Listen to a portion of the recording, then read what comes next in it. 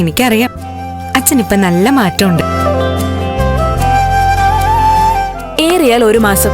അതിനു മുമ്പ് അച്ഛന്റെ അസുഖമൊക്കെ 100% ഭേദമാവും. അത് കഴിഞ്ഞാല് ഈ വീടൊന്ന് ഉഷാറാവും. അല്ല ദേവികെ?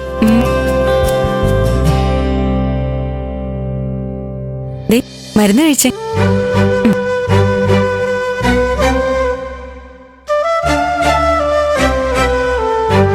ദേവിക,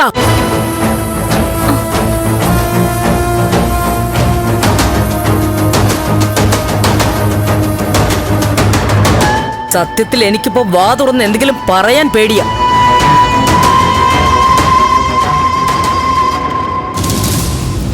പറയുന്നതിൽ ഒരു വാക്ക് അങ്ങോട്ടോ ഇങ്ങോട്ടോ മാറിയാ തീർന്നു.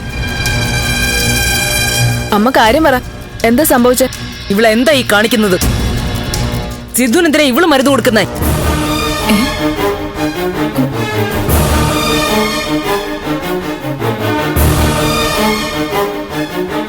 തിരുമേനി പറഞ്ഞതൊക്കെ എല്ലാവരും കേട്ടതാ.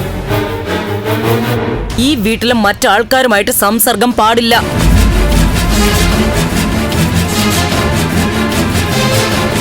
ദോഷമുള്ള പെണ്ണാ ഇവള്.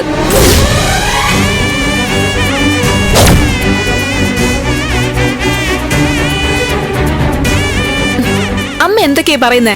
എന്താ? ഇതാ ഞാൻ കുറച്ച് നേരത്തെ പറഞ്ഞത്. ഞാൻ എന്തു പറഞ്ഞാലും അത് കുറ്റമാണെന്ന്. ശരിയല്ലാത്തത് പറഞ്ഞ അതൊരു കുറ്റം തന്നെയാ. ദേവികയും കൂടെ നിൽക്കുമ്പോ അമ്മയെ എതിർത്ത് സംസാരിക്കുന്നത് ശരിയല്ല. പക്ഷെ പറയാതിരിക്കാൻ വയ്യ. അമ്മ വാക്കുകൾക്ക് മനഃപൂർവ്വം പോയിസൺ കലർത്തി വിടുക. രജനി, പിന്നല്ലാതെ ഞാനെന്ത് പറയണം? മറ്റുള്ളവരുടെ മുന്നിൽ വെച്ച് ഒരു പെണ്ണിനെ ചൂണ്ടി പറയുക ഇവിടെ ദോഷമുള്ള പെണ്ണാണെന്ന്.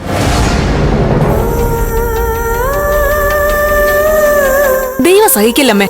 ആന്റി, വേണ്ട ചേച്ചി, ഇതിനെ ചൊല്ലിയൊരു തർക്കം വേണ്ട.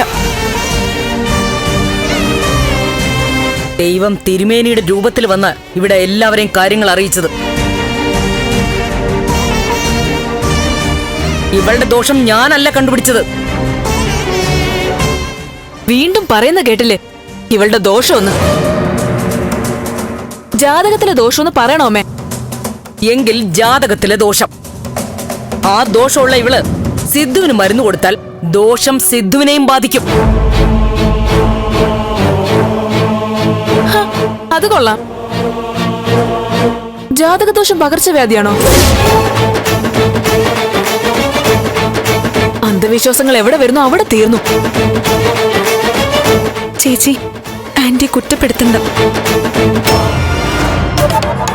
ആന്റി പറയുന്നത് ശരിയായിട്ടുള്ള കാര്യങ്ങള്. തിരുമേനി പറഞ്ഞതിൽ ഒരു ശാസ്ത്രം ഉണ്ടാവും. ഞാൻ തിരുമേനിയെ പൂർണ്ണമായി വിശ്വസിച്ച ഓരോ കാര്യങ്ങളും ചെയ്യുന്നത്.